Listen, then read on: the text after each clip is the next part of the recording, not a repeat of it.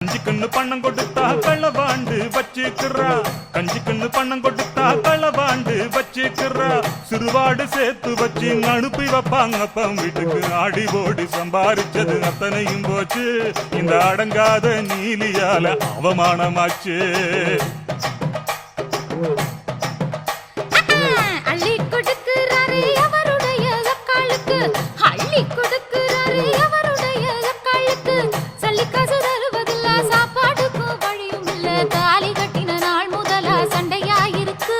இந்த சவடாலுக்காரனுக்கு பொண்டாட்டி எதுக்கு?